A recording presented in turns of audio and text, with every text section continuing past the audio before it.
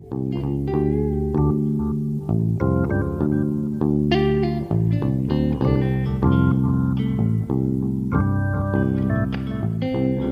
to Keep the Game Beautiful podcast.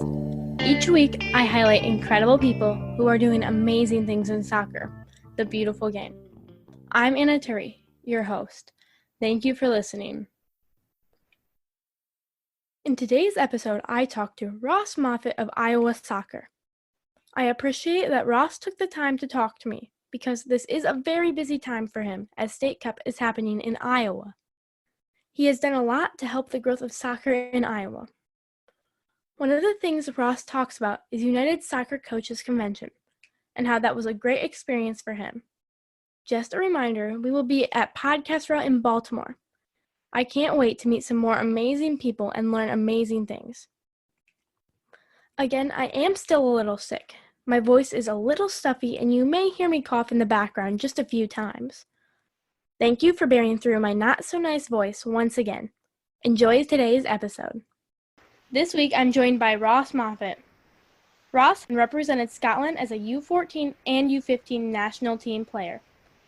He played in the Scottish Premier League for 3 years before coming to Iowa. He has a deep passion for the game, for developing players and growing coaches, and also helping soccer spread across Iowa.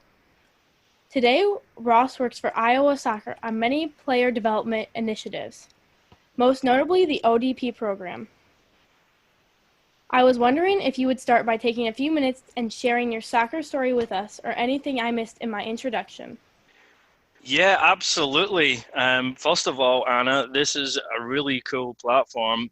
So well done to you for taking the initiative and putting something together like the Keep the Game Beautiful podcast. So that's amazing. So thank you for having me on. It's a real honor to be here for sure.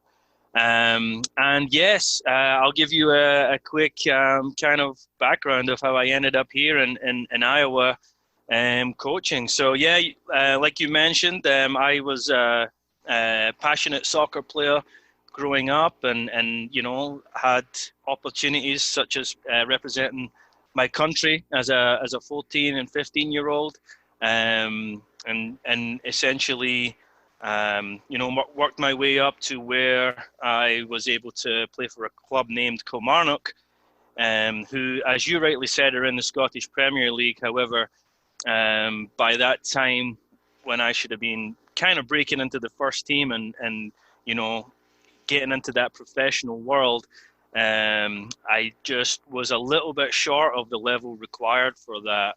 Maybe not necessarily technically and tactically, but definitely psychologically, it's a tough grind. So an opportunity presented itself at that time around when I was about 19, back in 2002, to come out to the United States and play collegiately and get an education.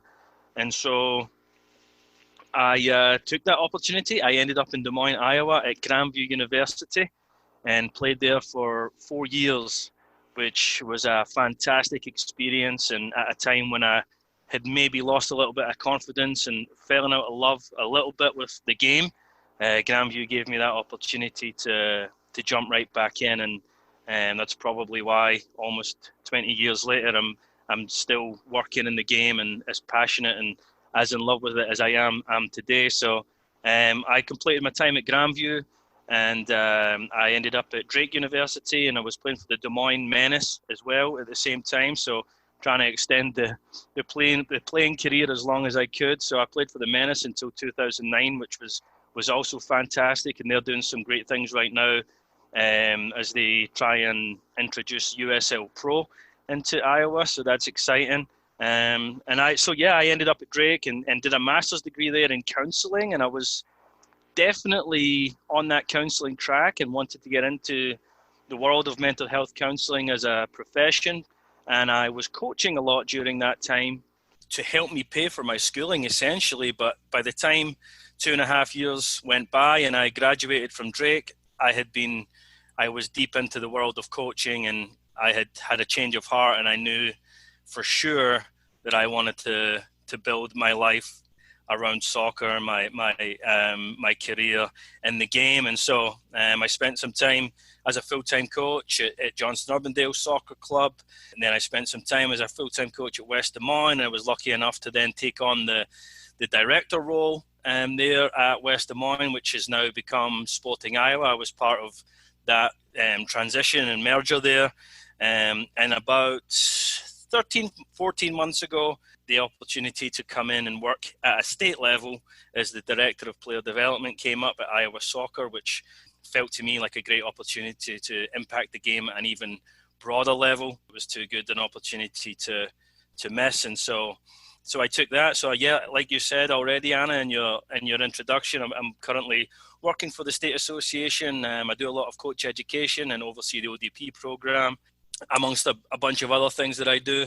And I'm also fortunate enough to be involved with the United States Paralympic team as serving as the assistant coach through the World Cup that we just had in July. So that's kind of an abbreviated version, but I think that hits most of the highlights on my soccer journey. This podcast is Keep the Game Beautiful. Each week I start with the same few questions. So, for the first one, what does the beautiful game mean to you? Oh, the beautiful game means everything to me, because my entire life, and I literally mean my entire life, has been intertwined with the game. So whether it be purely for joy and entertainment, or as a profession, as a player, as a coach, my whole life has been intertwined with the game on some level, and I imagine that it always will be.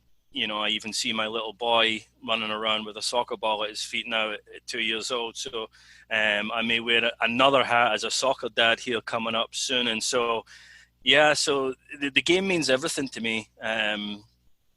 It really, is part of the fabric of who I am. It's very, very difficult to imagine my life without the beautiful game. And so it's just given me so much. It's given me more than I could ever give back. And so I think that's the best way. That's what it means to me. It means absolutely everything. What are actions or things you do to keep the game beautiful? Well, I think right now, with the current position that I have, I really have an opportunity to influence how our coaches teach the game. And that, for me, is a huge responsibility.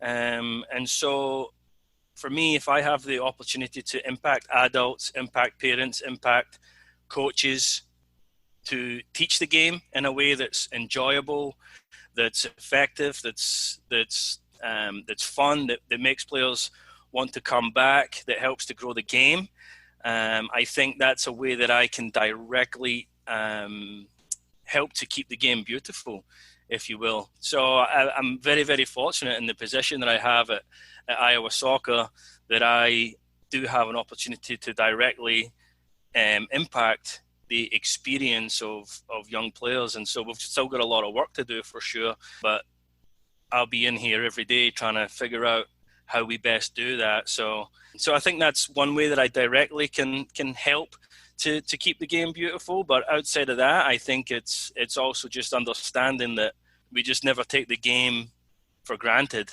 and just staying humble and enjoying what it gives us every day. I think all of those things, if we all approach it that way, then it'll stay beautiful. So that's a great question, Anna. I'm not sure if I answered it well there or not, but that's a great question. How do you encourage others to keep the game beautiful? Well, I think we always need to remember that it is a game. And sometimes what happens is we get caught up in the weeds a little bit. And we all do on a day-to-day basis, whether you're playing or coaching, or you're a soccer parent, or whatever the case may be. And we sometimes get caught in the weeds and the day-to-day grind, which it can sometimes become. And so I think it's important that we we keep perspective that it is, at the end of the day, it is just a game. It's a game that's to be played. It's a game that's to be fun, and yeah, I think that's the most important piece.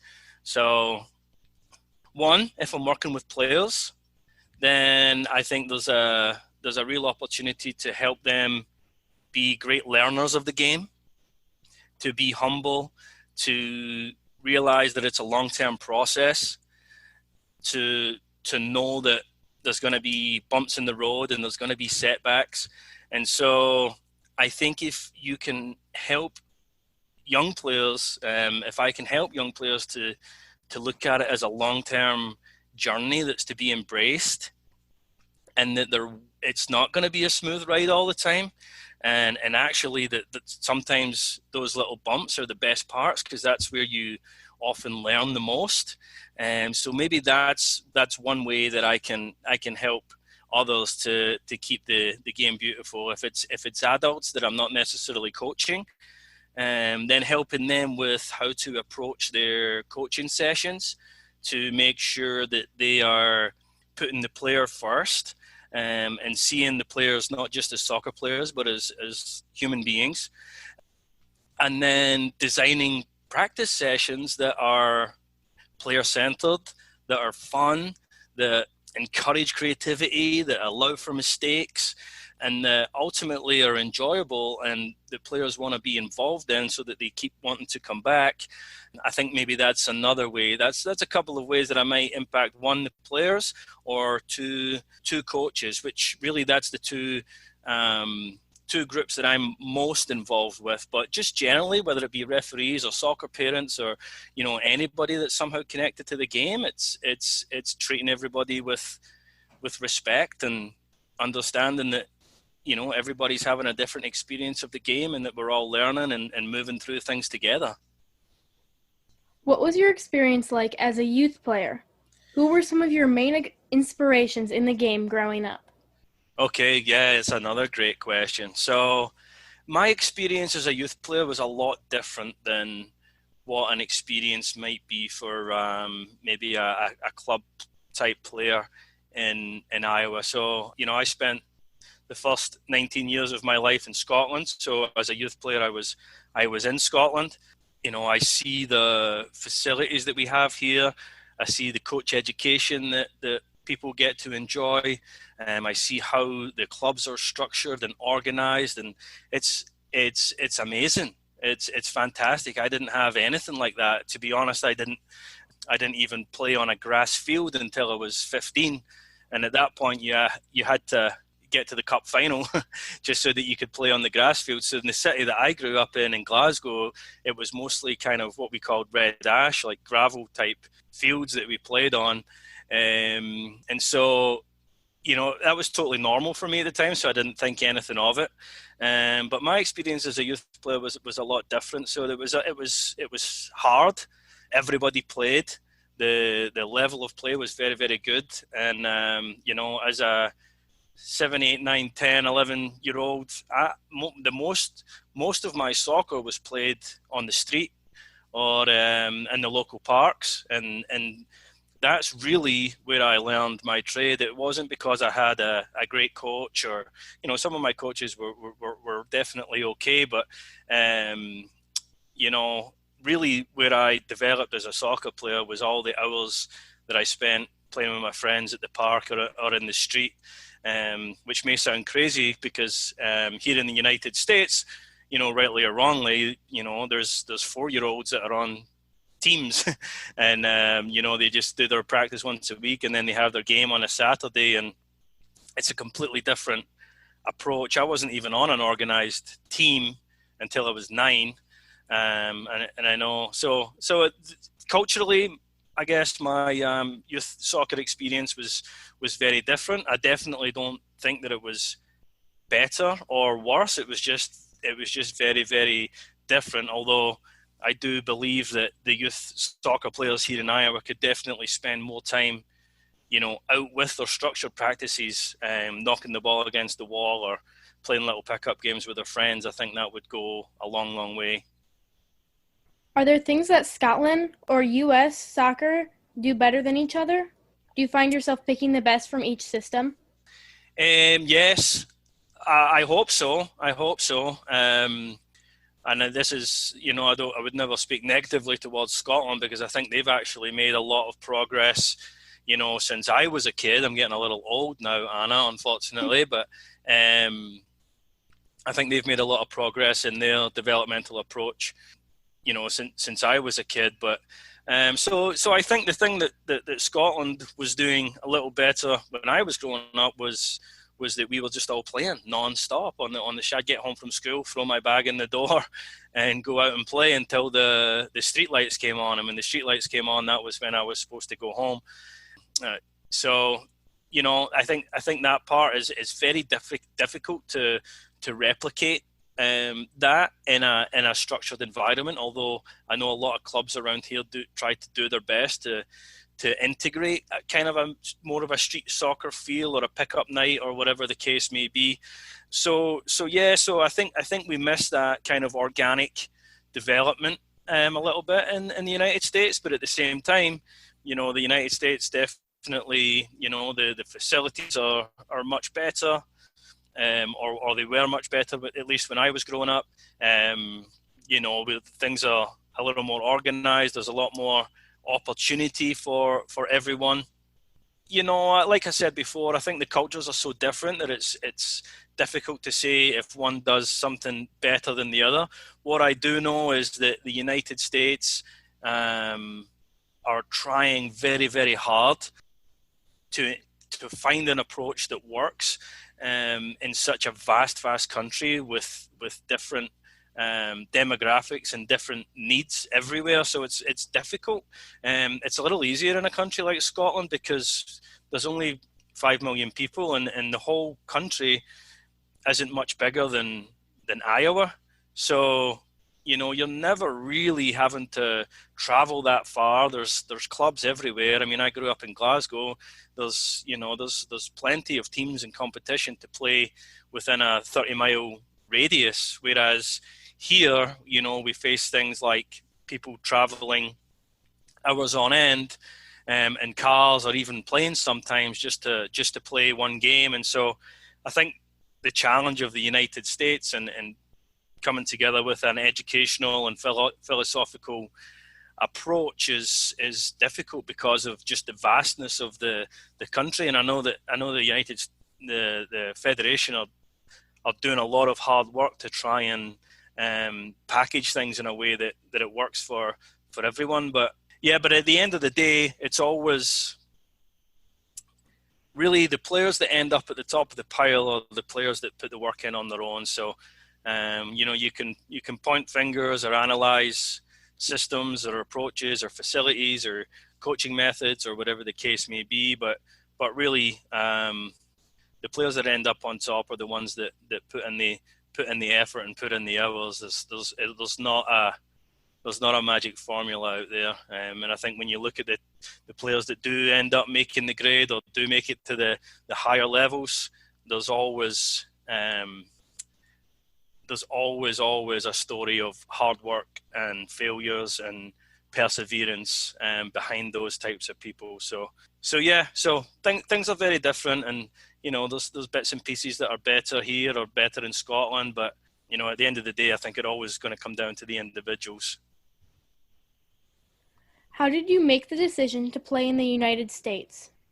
I would love to say that I just decided that I wanted to get an education, but the truth really is I was playing for Kilmarnock, and I had been there for 3 years, and I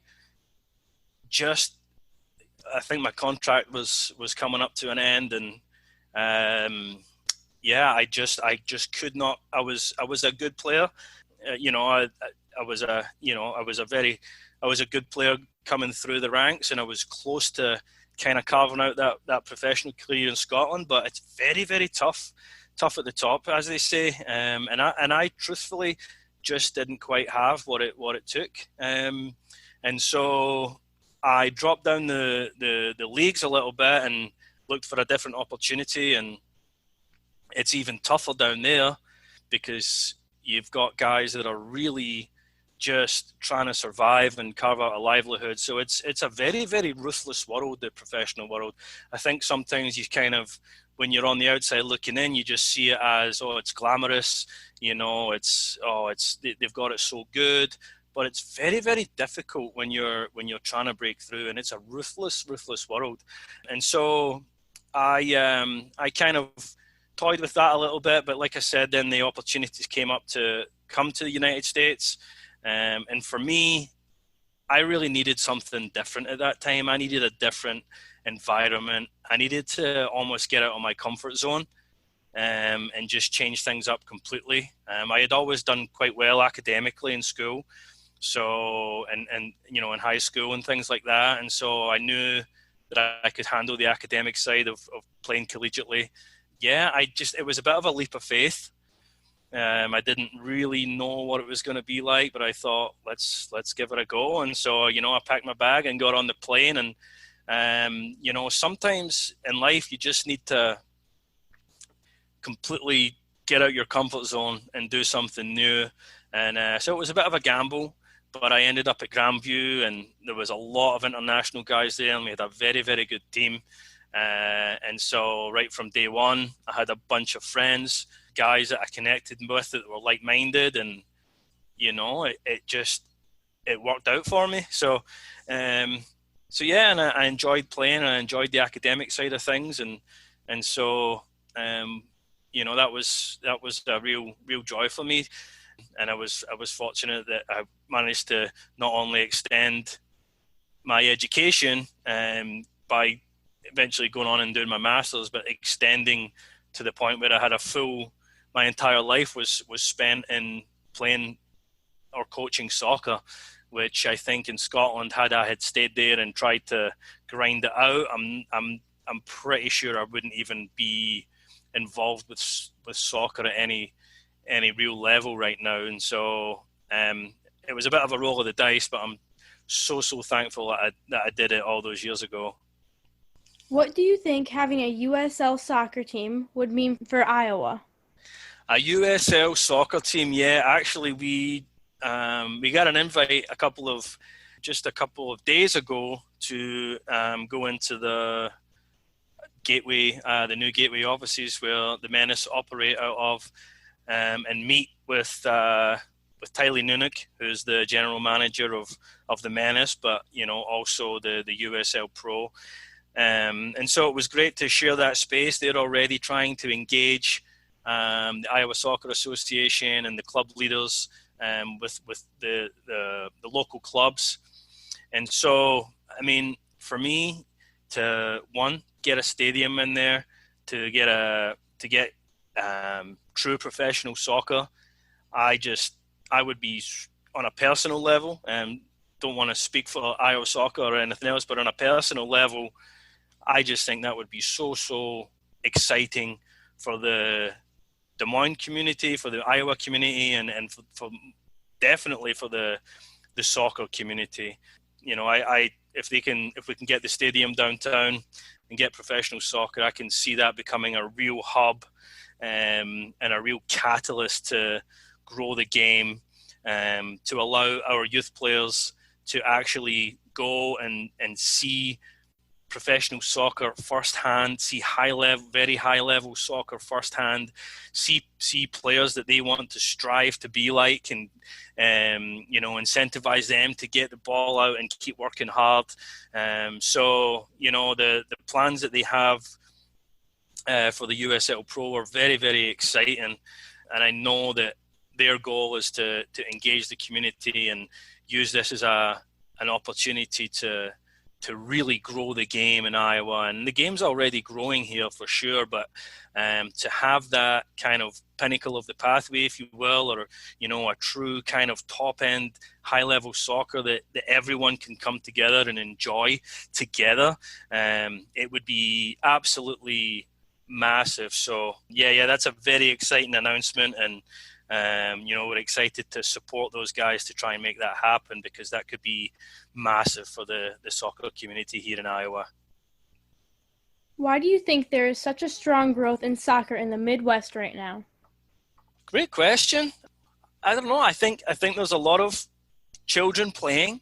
I think that we now have the benefit of a generation of people who actually played soccer that are now becoming parents. And so they very naturally are, pushing their children into the sport. So we have not only parents that have played the game, that obviously want to see their children do the same thing, but they're actually knowledgeable. They know what the game looks like. They have genuine passion about it. So I think that helps. Just generationally, we're seeing that cycle come around now. And I think that we're just making progress in a number of areas. I think the infrastructure in the Midwest has gone crazy recently, and if you look at the complexes that they now have in the Kansas City area, for example, I think that's really helped, and we've got big plans in Iowa to continue to develop our facilities. So that will continue in the next 12 to 24 months. Even the landscape right here in Des Moines is going to change and get us closer to year-round soccer, because truly we are in the Midwest. And I woke up this morning and it was 30 degrees colder than it was yesterday. And so we do need those facilities so that we make sure that we're training 10, 11, 12 months of the year and not missing out 4 months when the snow comes. And I think we're definitely catching up in that front as well in the Midwest. And so, yeah, I mean, people are becoming more educated. The things like the Women's World Cup, and the US team doing so well. I mean, that's only going to help things. I mean, that's for all the little girls playing, to see what those women went and did that this summer. That's exciting. That makes you want to go play and be like them. So there's real role models out there now as well that people, that little girls want to strive to be. And so yeah, I don't think it's any one specific reason. I think there's lots of reasons, and I think the coaching's getting better. I think that coaches are now understanding that their role is to help facilitate a nurturing, cognitively challenging environment that's enjoyable, that looks like soccer, that's just, I think, the kind of the old school authoritarian coach with a whistle, and kids running around and running laps of the complex and crazy things like that. We still obviously have work to do, but from what I see, we're making big progress, and coaches are providing learning environments that are much more enjoyable. And so you very, very naturally are going to retain players if they're enjoying it and if they feel like they're learning and getting better and making progress. So I think it's a number of reasons, and hopefully we can keep making those things better in terms of the level of coaching and the infrastructure, and hopefully we see the game at a professional level continue to grow, and all of those things just keep on accumulating to allow the game to continue to grow. So I definitely don't think it's one specific thing, but yeah, it's good. I'm happy about it for sure, and I hope that it continues to grow exponentially in the next few years. With the new MLS team in St. Louis, there will be 4 teams within a few hours of the state. How will this help the game? No, you're absolutely right. I mean, similar to what I said about the USL Pro, I think in order for players to ignite their passion and to strive to get out and be incentivized to work hard, it's great to have heroes. It's great to have role models. And so the more accessible that level of soccer is to us here in Iowa, then that's only going to be a positive. So I think that it's very difficult to strive to want to be a high-level soccer player if you don't actually see it.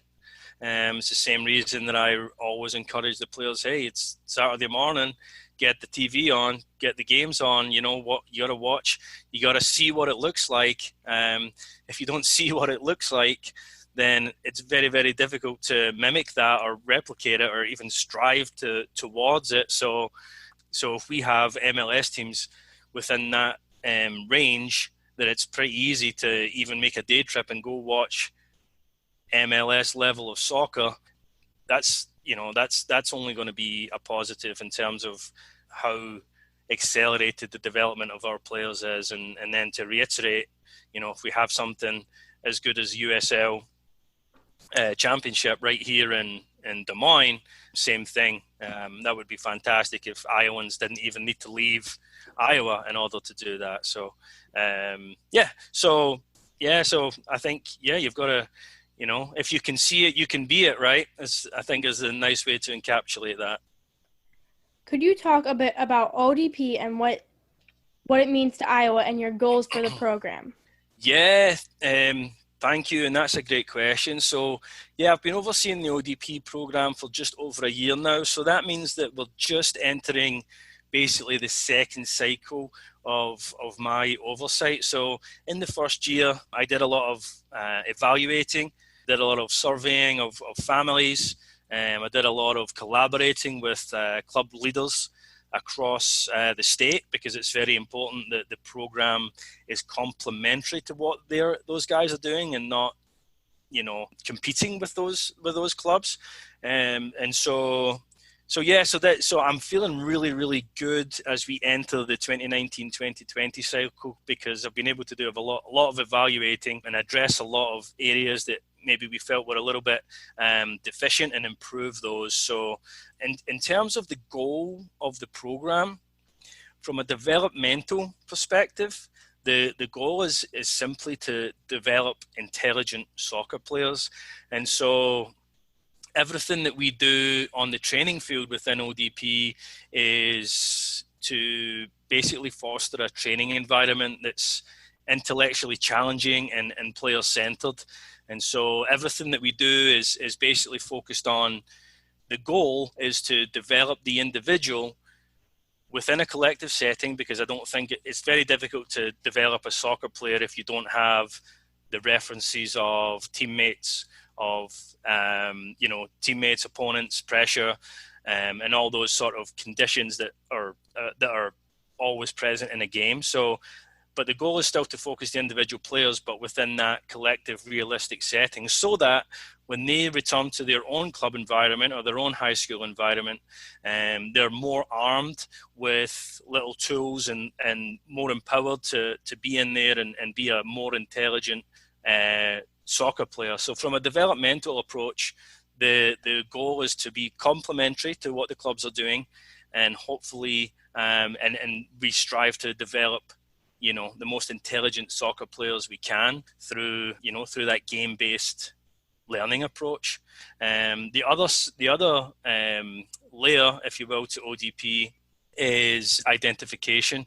And so through the ODP system, players get selected for things like Midwest Regional Camp, where the best players from the Midwest region, which is all 13 states of surrounding Iowa, they get to go represent at that level. And from there, players will then be picked to represent Iowa at a regional level. So we've got players competing internationally. We've got players going to England. We've got players going to Boca and things like that from our program. And they'll go and they'll play for basically the Midwest region. And then from there, there's a lot of national team scouts. There's an ODP national team, which we had 2 girls selected for last season. And so there's really two prongs to it. First and foremost, development, and then second of all, making sure that the players are exposed to those type of identification opportunities, so that we can get them exposed outside of Iowa, which is very, very important, because we've got players here in Iowa that are more than capable of representing at a regional and national level. And so it's very important that ODP provides that pathway for those players, so that we don't have great talent that doesn't ever get seen. So that's kind of the the two main goals of ODP. Outside of that, we do a lot of college recruitment work now with our identification phase players, which is essentially our three oldest age groups who are in that kind of college recruitment window, because we feel that it's important to guide them through that, and we recognize that everybody's needs are a little bit different, so we make sure that that's a customized approach that we take to that. And then for me, we have 35 coaches that work within the program, and so we also use it as a coach development opportunity. So while those coaches are working with their respective groups of players, myself and the technical staff here at Iowa Soccer, Gareth Smith, we are working with the coaching staff. And for me, if we can help 35 coaches be stretched and be challenged and become better coaches, and then they in turn go and work with multiple different groups of players in their own club environments or high school environments or college environments, then that's surely going to help us to move the needle, so to speak. And so first and foremost, we've got to help the players, but I do also feel a responsibility that we've got to use this as a vehicle to also develop the coaching staff and help everybody to keep moving forward and learning. So those are some of the main goals. I remember last year we talked a little bit about the divide of coaches and referees, and that you were going to try to bridge this. You also said you had wanted to try to referee a match or two. How has this been going? Yes, great question. So in terms of the referees and bridging the gap, that piece I think is going very well, because an indirect sort of outcome of the way that we are asking or encouraging or developing our coaches to teach, we're making it a very, very player-centered approach that we take. And so the coach's responsibility really on a game day should be to provide an environment that allows the players to learn and feel challenges, and the coach is really there to facilitate them, to help guide them towards solutions when they have problems. And really that's what the coach should be doing on game day. And I think that we're influencing the coaches that we get the opportunity to interact with in that manner. So if a coach is stood on the sidelines yelling at the referee, then they are really not doing their job, and they are really being irresponsible to what their duties should be on a game day. If they're stood there yelling at a referee, they're forgoing their opportunity to provide a positive, nurturing learning environment for their players that they're responsible for. So hopefully indirectly, because of the influence that we can have there, hopefully that will in turn help the coaches to focus on that, as opposed to yelling at referees. Usually if a coach is yelling at a referee, it's because they're really, really trying to win. And if your primary goal on a game day when you're working with youth players is to try to win and win at all costs, then you probably really need to pause and reflect on why you are choosing to be the coach of a group of children. So yes, I am absolutely sure that the referees are still getting some stick here and there. It's definitely not a problem that's been solved, and it's one that will probably take time. But I hope that as our coaches become more educated and more understanding of pedagogy and how children learn, then they'll be much more likely to refrain from a lot of the silly stuff that we sometimes see between coaches and referees. So that would be my thought on that. And then secondly, in terms of myself actually refereeing, it's funny that you asked that, because I just spoke to Hido Titsa, our Director of Referee Services. He works in the office here, about getting assigned to some games. And so I haven't done it yet, but I did have that conversation with Hido a couple of days ago, and I think it's about time that I put a referee hat on and experienced life as a referee, because it's difficult to comment on something if you haven't ever lived it. And so I think that will be the next goal of mine. So I've wore a lot of soccer hats in my life. So I'm looking forward to potentially now being a soccer dad and wearing that hat, but definitely wearing the hat of a soccer referee. And so it'll be an interesting experience. And what I do know is it's not an easy job whatsoever. And, I think about myself when I first dipped my toe into the coaching world, and at that time I was still prone to having a little chirp at referees and things like that. And that's almost embarrassing to look back to know now what I know about teaching and about how children learn. It seems I'm embarrassed about that version of myself that was still prone to having a little chirp at the referee. So I'll let you know how it goes when I get a whistle and get on the field. But I have a lot of time and a lot of respect for the guys and gals that do get out there and do it week after week, because I know that it's not easy whatsoever. Let's talk about para soccer for a few minutes now. Mm-hmm. I enjoy working with my local AYSO VIP program each week. So first, how did you get involved with the para team? So I got involved with the para team through a little bit of a chance meeting with Stuart Sharp, who is the head coach of the US Paralympic soccer team.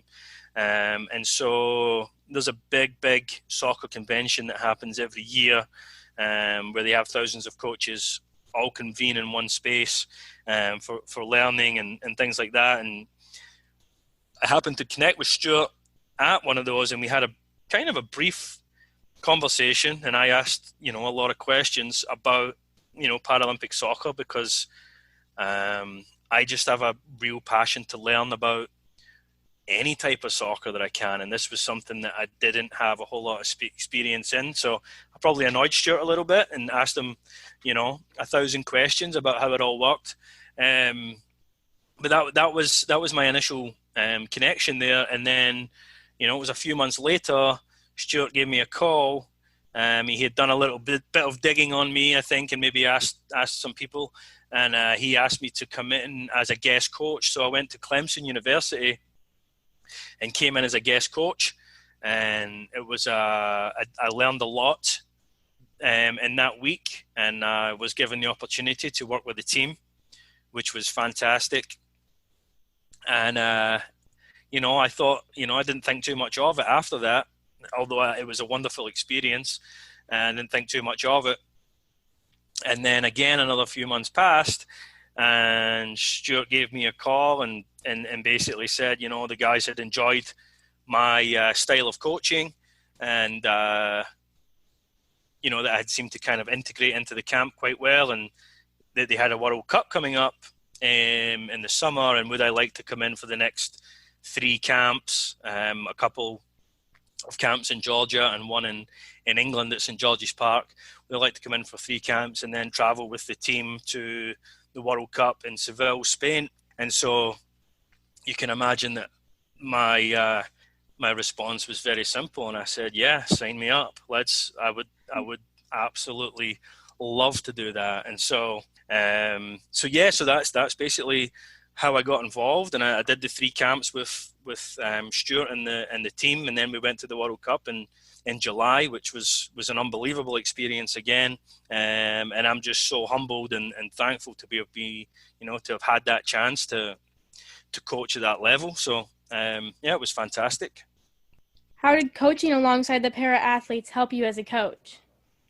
Well, it didn't necessarily make me a better coach, because I have never worked with Paralympic athletes before, and so there was a little bit of hesitation on, well, what do I do? Do do I change what I do, or like what? And I wasn't really sure. So basically, I ended up on no, just go coach. They're athletes. Just do it how you would always do it. And that's what I did, and it worked out fantastically well because these guys are true athletes and they can adapt to anything. And so the truth is, I didn't actually do anything different. I just went and did what I would always do, working with a group of players. And so that part was fantastic. I learned a lot about, the modified version of the game that Paralympic soccer is, which is 7-a-side, no offsides. The spaces on the field are really quite big. And so from a coaching perspective, there was definitely some team structure, some team strategy, game model type things that it's like, okay, this is different, very important to, you have to change the way you build out, for example. You can always have a number 9 that's very, very high. And so in terms of your outlet and your vertical passes to play forward, that looks a little bit different. And so, but the way I always have coached is to take the final product of the game, the final, version of what you want it to look like, and work backwards. And so that's all really I did with the Paralympic team is what do we want this to look like in its final version, and let's work backwards so that we can build training sessions that help us to get there. It just so happens that the final version of soccer looks a little bit different just because of the numbers and the rules and the spaces. But in terms of my actual coaching, it was more or less the same approach. But just to be involved in a performance environment, that's where most of my learning really came. Because, for example, at the World Cup, you're there for 20 days, and every day you've got to be, you're preparing for a game, you're recovering from the last game, you're watching your opposition, you're breaking down film, you're doing team talks, and so there's always work to be done. You're meeting with players individually or or collectively, or whatever the case may be. So there was just always work to be done, even on non-game days. In fact, on non-game days, we probably worked even more, because really at that point you're preparing right away for the next one. And so I just loved it. I love soccer. I have a deep love for soccer, and so to be in that environment and go, okay, for 20 days, your focus is World Cup. We're going to prepare. We're going to try and get results. We're going to manage this team. It's just going to be soccer day, night, nonstop. And so that's just, what a cool opportunity that is. And so I love that. I love breaking down the film and putting set pieces together and preparing the guys, and then the excitement of game day and having that kind of competitive buzz, and getting that the adrenaline going. I love all of that. So I know your podcast is Keep the Game Beautiful. That's for me that was a beautiful soccer experience. And the coolest part about being involved with the Paralympic team is that all of the guys that are on the team have had adversity in their lives. There's guys that have walked through cerebral palsy and the challenges that can come with that. Guys that have had traumatic brain injuries, that have served in the military. Guys with unbelievable life stories that all sort of through one way or the other end up on this team. And these are the most hardworking, humble guys that I've ever had the chance to work with. And so for me, I would not be surprised. I know for sure that I've learned more from these guys about soccer and about life than they learned from me as their coach.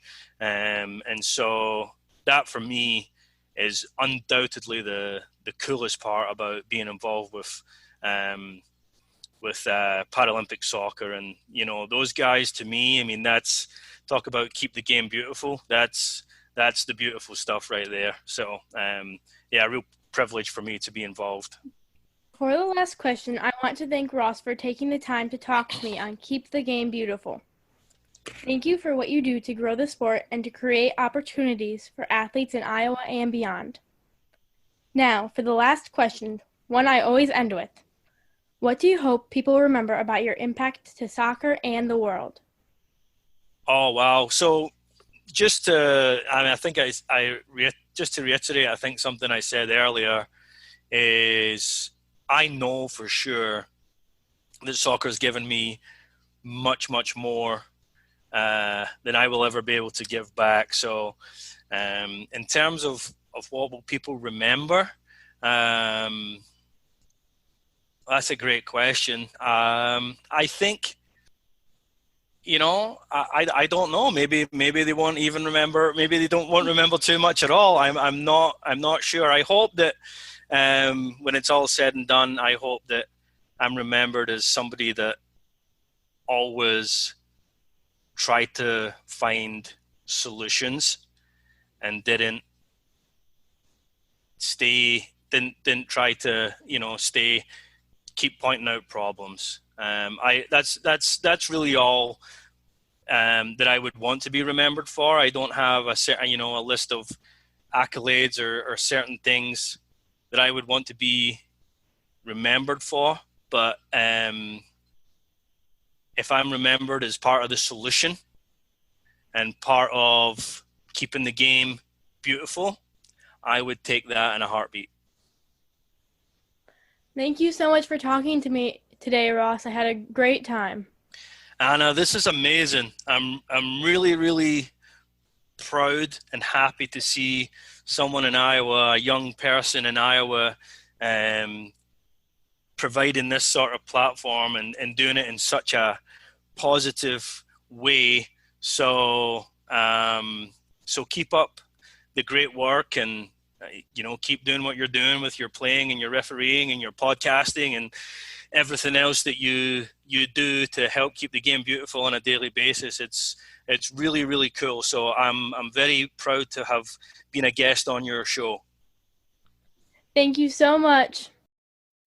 I encourage you to go check out Ross on social media. You can also go check out more about Iowa soccer and what Ross does to help Iowa. I hope you learned a lot in today's episode. Talking to Ross was an amazing experience, and anyone can learn at least a few things from this episode. And until I see you next week, remember to keep the game beautiful.